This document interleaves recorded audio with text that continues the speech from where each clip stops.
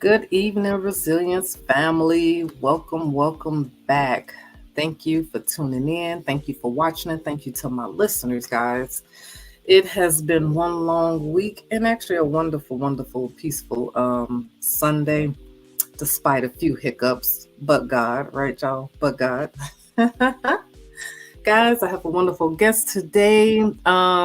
We jumping into a whole nother world today of resilience. And I'm actually excited about it because my kids play ball. They didn't play pro, unfortunately, but one did play in college. And much ado, I would like to introduce Drake Reed to you guys. Welcome, Drake. How are you? I'm doing great. I appreciate you having me on, and I want to thank God for allowing us to do this podcast today. Yes, yes, yes, yes. So before we get into the meats and potatoes of everything, first tell us a little bit about you. Well, my name is Drake Reed. I was born and raised in St. Louis, Missouri, by way of Clarksville, Tennessee. I moved to Clarksville when I got to high school, and I graduated from Northeast High School out there. Then I went on to graduate from Austin Peay State University, and then went off to playing professionally overseas, pretty much every continent, with the exception of Antarctica, over the span of 11 years. Wow. Wow, that's a long career. Woo!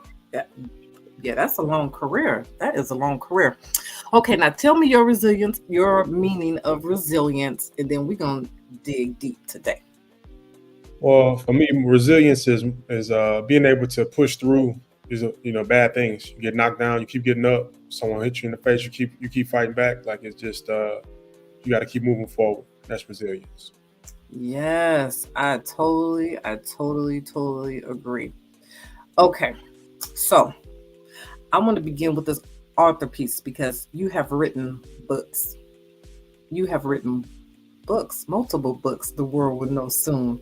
So, of course, I have your first one here. And Mhm. thank you. Thank you. I haven't read it all yet. I'm like, where am I at? What is this chapter? Hold on. I don't even know. Hold on. The pastor's take on sleep issues. That's where I'm at in this book. But what inspired you to write Christian Athletes versus the World? Well, I would say my spiritual mother inspired me because I had no intentions on writing a book at all. I was just moving back to the states and getting comfortable here and situated, and I was done. Like I was burnt out from playing, like business of the game, just going to practice and stuff every day. And so, in any case, one day we were talking about something completely different that had nothing to do with reading. I mean, with writing a book. And she's like, "You gonna write a book?" And I was like, "No, I'm not. I'm cool with just what I'm doing now."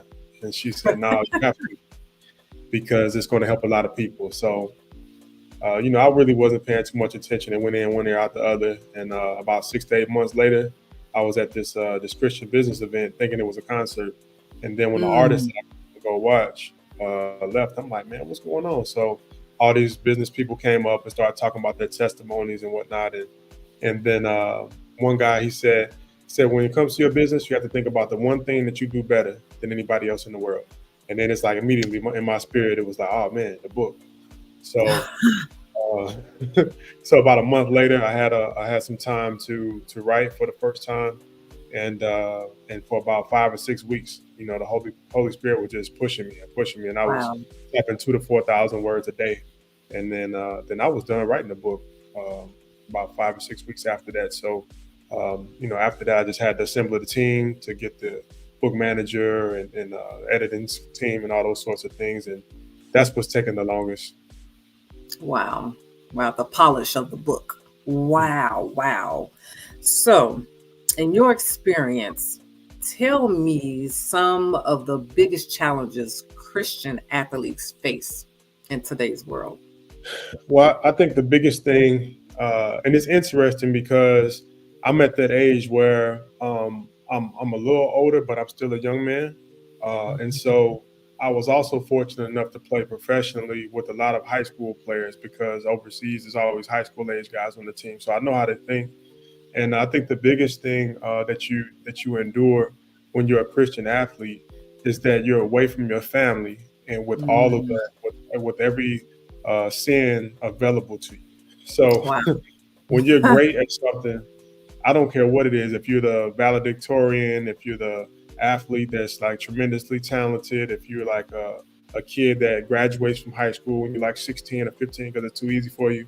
When you're Yeah. great at something, you're leaving family very quickly.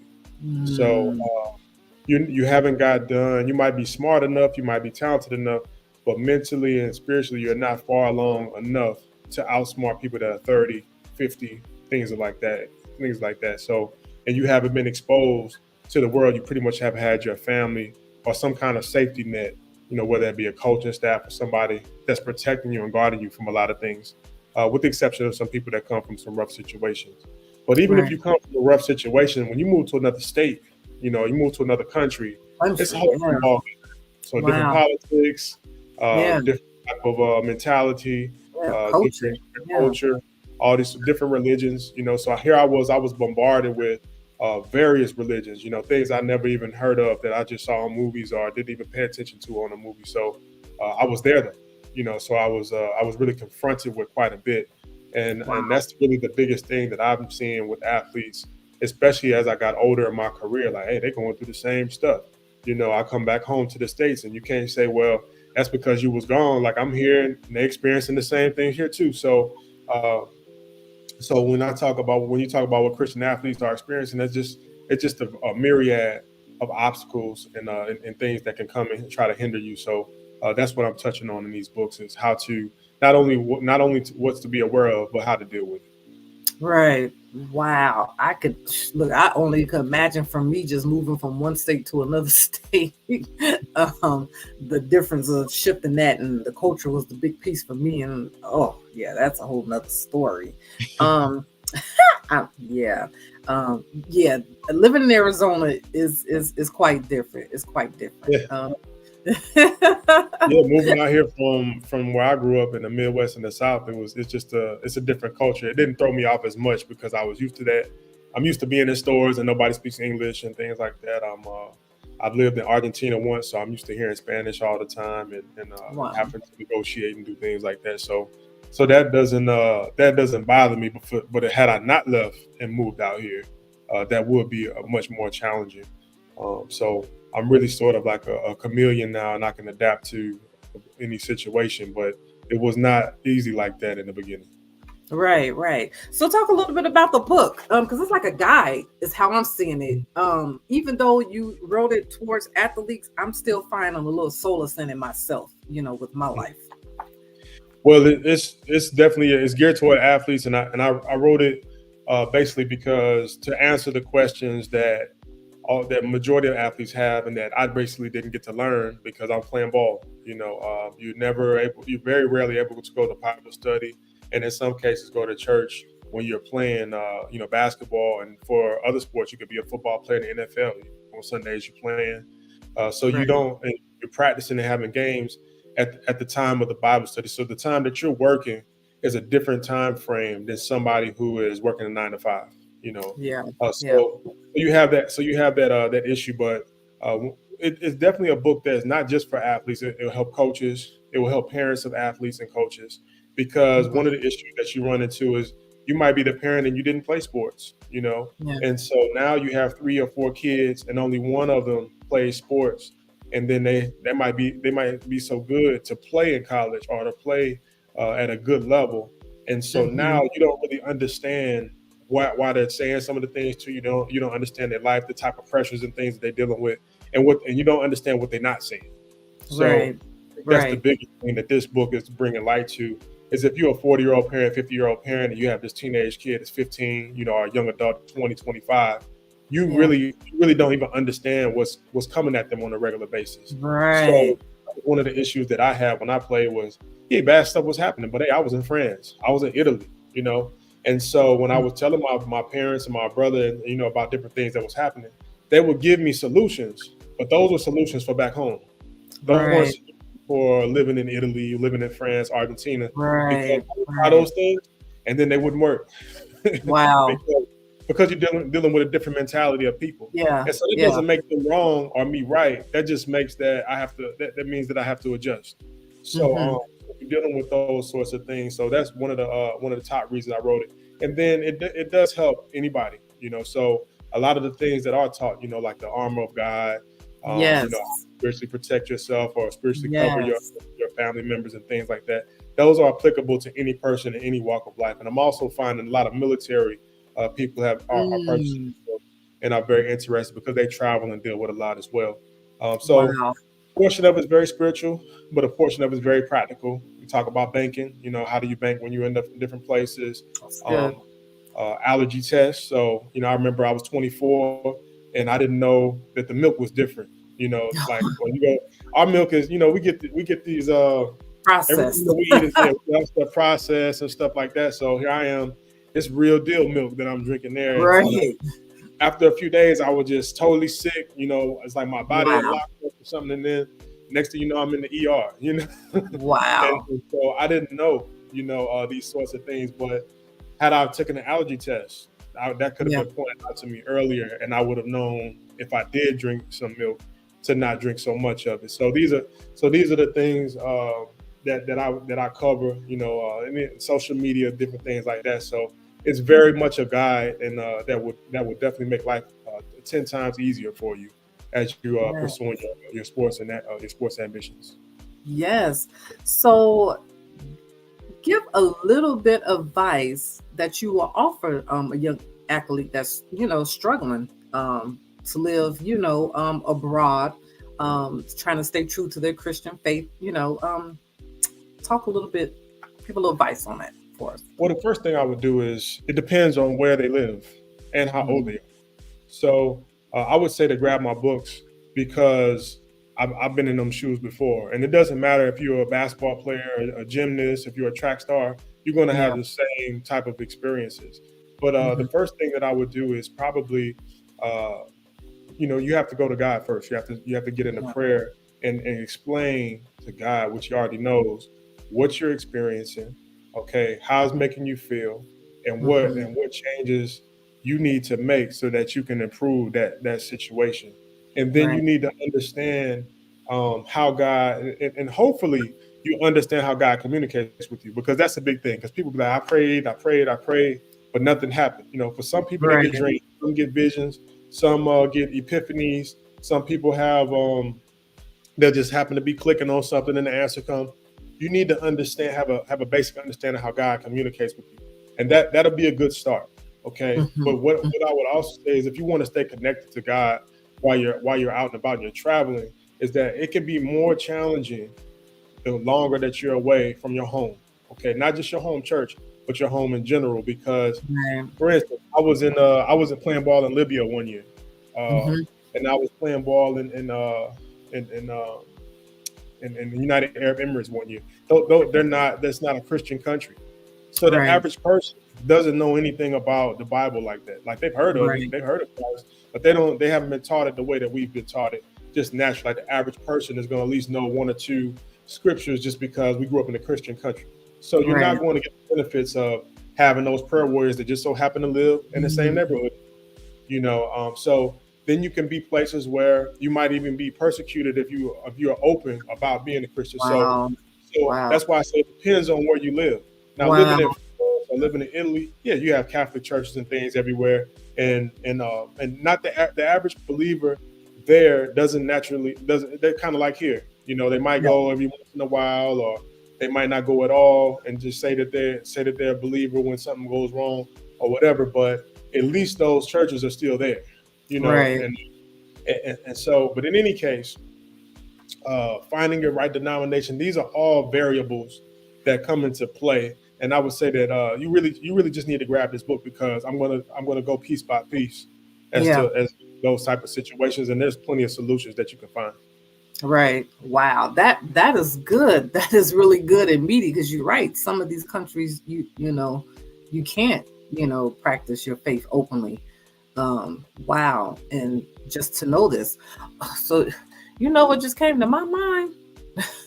Um the various countries that you've been in, have you like put that like in there like if you can, practice your faith openly, or I don't know, that just came to my mind. I was like, he need a list. Here, listen, let us know what we can do, where we at. I don't know. It just came to my mind because you're right. I have Well, heard stories of that. You know.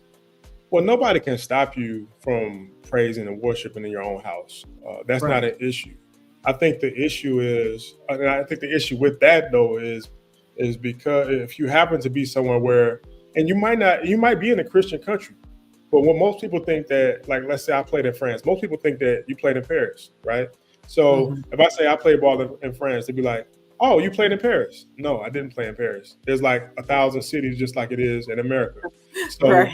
in another country, they're gonna say, "Oh, where are you from? New York, Los Angeles?" Because that's what they see on the Right. movie. Like, Right. no, I grew up in St. Louis or Clarksville, and they don't know what that is, Right. because it's not on the Right. television screen. So Right.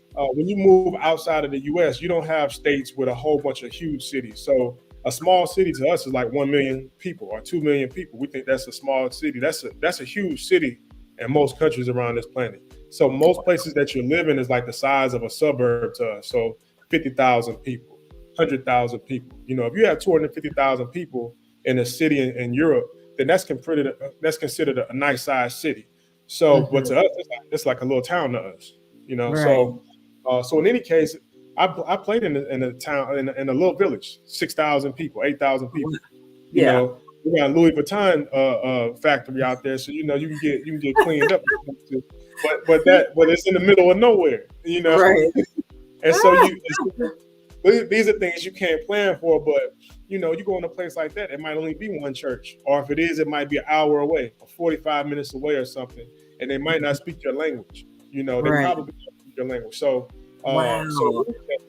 and if they do speak your language, they don't necessarily speak it to the level that you need it for someone who's a Right. native speaker. So Wow. so they might speak to a level of a 10-year-old or a 15-year-old or something, and you could communicate for basic stuff. But if you're gonna Right. learn the word, you need to learn it to the level that it needs to be taught, because it's Wow. already confusing enough to learn the different translations from King James to NLTs, all that stuff. So Yeah. so now you're still a young person and growing in your spirituality. So Mm. you need to get the right stuff. Right. Wow. That's wow. So, um, gosh. So the language barrier. Did you all have like translators with y'all with the group or something? Or like how did look? I just want to know a little bit into that. But like, how did that work? Well, one thing you're gonna find out when you move other places is most people speak more than one language. So, especially in the sports world. So it doesn't matter what sport you're on. If you have 10, 15 guys on your team, at least half of them speak English, and they speak English pretty good. So that wasn't really like an issue. I think Okay. the only places where it wasn't that many guys that spoke English was when I was in Argentina. I think it was only like two or three. And then when I was in Libya, it was like same thing, two or three guys. Most of the coaches speak English. Most of the players speak Okay. English most places, but you might, if you play long enough, 10, 15 years, something like that, you're going to play on a team or two where it's not so common. But the Hmm. language barrier is not as big of a thing as most people think. Here Interesting. we just shut down. Like if you speak anything, well, you need to go back to China. Or you need to go back to Right. Argentina, and don't Sadly. think it's a one-way street. That's a two-way street. So if you Right. go over somewhere else, they could Yeah. be on telling you the same thing. You Right. know, Learn our language. but it's really not as big of a deal as you think it is, because what ends up happening is, especially if you're fortunate enough to live in a town where they don't Hmm. speak your language, that's not a bad thing all the way, because what it Yeah. does is it forces you to get out of your comfort zone.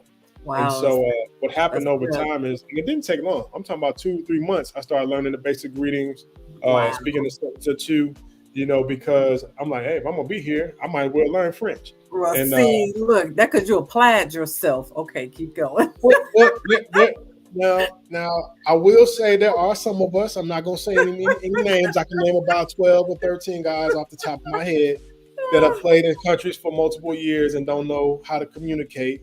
But we have some folks like that. But I think that you're really crushing your experience when you're doing that, because now, for instance, you're going to be in a situation where nobody speaks English at Right. all. So, Right. so if I happen to be, outside of the major towns, or if I'm in a situation where I'm driving somewhere or whatever, and I need to stop at a gas station or something, like Yeah. I need to be able to communicate. Right. It comes down to survival at sometimes. So I always say that there's two ways to learn another language very quickly. And the Mhm. first one is when you get hungry. Okay. So I don't care who you are, where you from, what language you speak, what language you can't speak. If you get hungry enough, You gonna okay, figure that you're out. gonna be in the restaurants over listening to what people are saying, pointing to what they have on their plate. You're gonna Right. find it to communicate. Right. Right. And then the second thing is if is when you get to the point where you want to date somebody, Yeah. okay, and you want to speak to someone, you're gonna figure out how to communicate, Yeah. because that's important to you. So Right. I see it happen all the time. It happened to me, and that's what it is. Uh, Wow. so learning another language is not as difficult as we like to believe in the States. I remember being in school and they taught that over and over, like Yeah. it's so hard to learn another language and it's going to take this long and da da da da da. And so I went overseas to France in particular because my first year I was in Australia was no thing. But when I got to France, I used to say that I was regurgitating what my teachers were telling me coming Wow. up in high school and in middle school, and then all my teammates was like looking at me like I'm crazy, like what are you talking about? Like we all speak like three, four languages, two languages. Like this, it's easy to Wow. speak multiple languages. And so just hearing them say that to Wow. me, and then watching them communicate with people, it just changed my views on it and opened the door for me to be able to do it. Wow. Wow. That's awesome. Look, that's awesome. That's really awesome to me. Okay, so talk about your upcoming projects, the things that you're doing. Yeah. Well, volume two will be out by the end of this month. Prayerfully it's been a grind, but it's been written for a while. It's just going through the nuances of editing and formatting and all that stuff. So we're planning for it to drop this later this month, and that's going to deal with what you need to know during the season. So volume one deals with what you need to know before you go. So before you leave your family, going to another city, another state, another country, whether you're going Hmm. to prep school somewhere, whether you're going to college somewhere, or whether you're going to play Okay. professionally, Awesome. that's going to prepare you. That's the foundation of what you need to know Awesome. before you leave, what your family needs to know before you leave, so that when you get there, it's not a big shock and culture shock to you. Yeah. Volume two, hey, you in the season, and this is what needs to be done right now in the middle of the season. Right. So, Right. how to bless your home, how God wants you to date. So now here you are, this great Wow. athlete, whether you're female or male, you 7-8% body fat, you look great, everyone's all up in your face, you're on TV and all this stuff. And so now you're meeting folks from different backgrounds, different religions, different this, different that. And so Right. you need to know what God thinks about dating so that you don't get screwed up and going all in Yeah. different directions with the wrong Yeah. people. So that's a big section in there. Also, it's real big on the hierarchy of your team.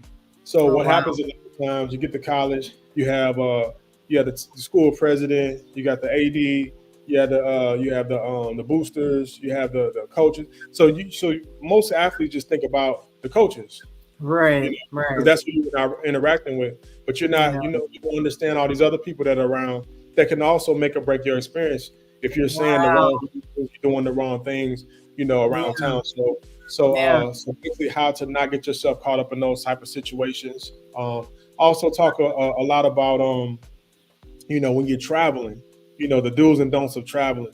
I also cover your heritage a lot, because right now Wow. there's a whole lot of people like, I'm from this place or I'm from that place, and especially for folks like us from the diaspora, looking Yeah. into their heritage and getting twisted up in that, and then switching gods and stuff because they're Wow. getting caught up in that. I've been through all of those sorts of things because I found the village, where my family is from prior to enslavement. Wow.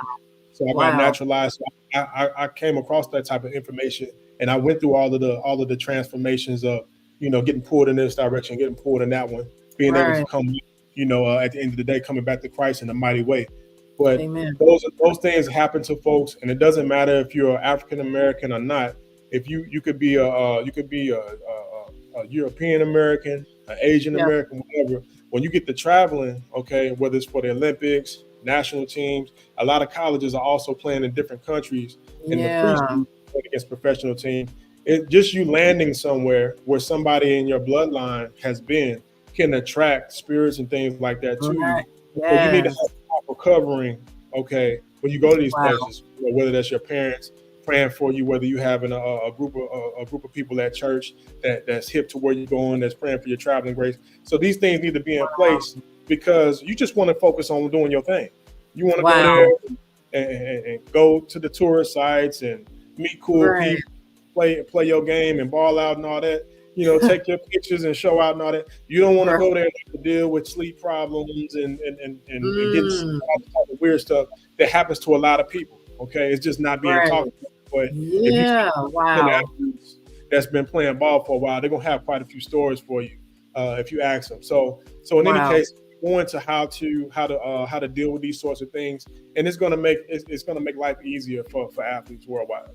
Right. Wow. This is so rich. This is good. Like this is really, really good because the world had changed. Look, I wish you'd have had I found all this while I had my kids in school, learning anyway that work. Cause woo, I wish I baby, would have found it earlier too. fighting, fighting them, man. Look, yeah, cause my unfortunately, forgive me, my child, but she dabbled a little bit, saying, same sex relationship, all that stuff. And I'm like, so yeah, them spirits are real. And they do attach and they attach strong. So that's good to have, like you saying, that support network.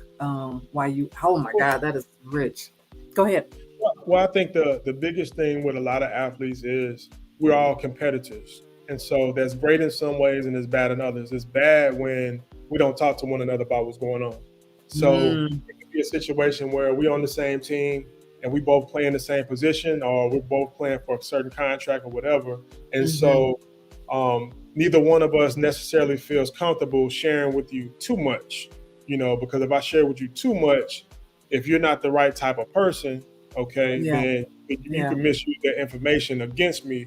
And then I don't want to be in that situation, especially Mm, during the season when things are on the line. So people don't want to get betrayed. People don't want to have their business put out there because, quite frankly, when you're an athlete or if you're an entertainer or something like that, when you leave out your house, it's lights, camera, action.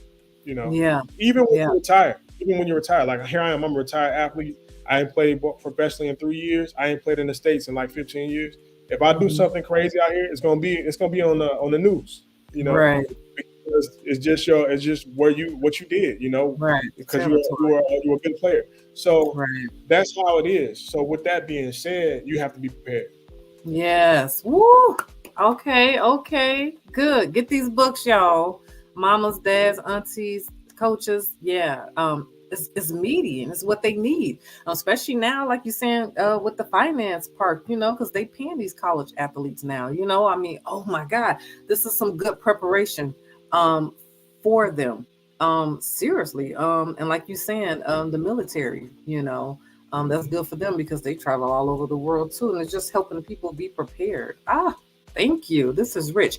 Okay, now, real fast, let's talk about what you're doing here in Arizona. Mhm. Talk about hybrid hoops, of course. Well, oh yeah. So Hybrid Hoops is my training company. So I'm training young athletes now. I'm fairly new to the area, so I've been training athletes for about 10 years. No matter the level, professional, college players as young as age 6 to 8 years old as well, boys and girls. So I'm here doing that in town at First Institutional Baptist Church on Wednesdays and Fridays. So if you would like to get your kid in there and get them ready to rock, I will train them and prepare them. And I think the biggest thing that's overlooked from a lot of parents about training is putting their kids with the right people. So a lot of folks are Right. training now, and it's a lot of folks that's training that should not be training your kid because they don't know what they're doing. They didn't play. They don't understand the business of the game. They don't understand the opportunities of the game, and so they're just cool with just taking your money and getting your kid in shape. And so your Right. kid being in shape from training doesn't mean that they're going to be ready to play against the top players in the country. That Hmm. doesn't mean that they're going to have you're going to be giving them the right knowledge. So I just break down. Like I have some kids now that were playing, the wrong position for a while, and it's like, no, I only train Hmm. people to play the right position. Okay, Right. because Right. I know what the game looks like. I know what's out there, and I know what's going to be expected of them when the big lights are on. So I'm going to Right. teach you stuff. Um, I'm going to be hard when I need to be hard. I'm gonna motivate you when I need to motivate you. All those sorts of nuances that make a player that brings out the greatness in somebody. So that's Yes. what I'm about. That's what I always been about, and that's how I was raised. So that's what I infuse into my athletes. So I'm doing that, and as I'm available for speaking engagements as well. Now that I'm retired, I'm available to go and talk to players, talk to students, whatever's available. I'm ready to do that as well. Awesome. Thank you. Thank you. Seriously, thank you for your time, for being here talking about this. This is so rich. This is so needed. So needed. So, drakereed.com, guys, that goes to all your links, right? Drake, Yes. correct? Yeah, if you go to my Okay. website, drakereed.com, that'll let you know how to get in contact with us about speaking engagements that can lead you to Hybrid Hoops LLC, which is where the training is there as well. And also our new website, Christian Athletes Worldwide Alliance, which will be kicking off this basketball season. Awesome. Oh my God. I'm excited. I'm excited. Thank you. But again, thank you. Thank you because as I tell all my guests, your time is precious. You don't get it back. I appreciate you for being on here. Such a blessing. And this is a hot topic. And this is a topic, like you said, needs to be talked about, needs to be addressed and shared and taught, for the athletes, for the parents of these athletes, and so on. But I appreciate you. Any last words before we sign off? I would just say, hey, the winter season's coming, so it's time for a lot of athletes to gear up and get ready to do some things. And I would say it's very beneficial for you and your family to grab a copy of this book, Christian Athletes versus the World. It's not for me; it's for you. Okay, this will get you ready to go against the world and to win against the world. So everything that's going to be coming at you from all different angles, this will prepare you for that. It's something that I really wish that would have been available when I was younger, but it's available now for you. So go ahead and get it, and hey, rock the world. Hey, I thank you, my resilience family. Thank you for viewing in. Thank you for listening to my listeners later. Thank you very much. I truly appreciate y'all. I wouldn't be able to do this without you guys. Seriously. And as I always say, my resilience family, stay well, stay blessed, and always, always, always stay resilient, guys. Oh, and before I sign off, y'all, I forgot. I got some merch now, y'all. Add to that coffee collection you got. Okay, you know what I'm saying? Just add to that. And I should have not wore this so I could show y'all this, but I wore a shirt. I know, right? I'm gonna get better at this thing. They keep telling me, "Oh, you gotta wear your stuff. You gotta show it." All right, but y'all seen it. Resilience Boutique, y'all. More information later. But again, Drake, thank you so much for your time. I really appreciate you. Get you some rest, sir, and we will talk. I will be in touch. Seriously. Thanks for having me on. I really appreciate the opportunity, and I just want to thank God for bringing us on as well, and Amen. continues to bless you. Amen. Thank you. Likewise. Amen. Take care, family.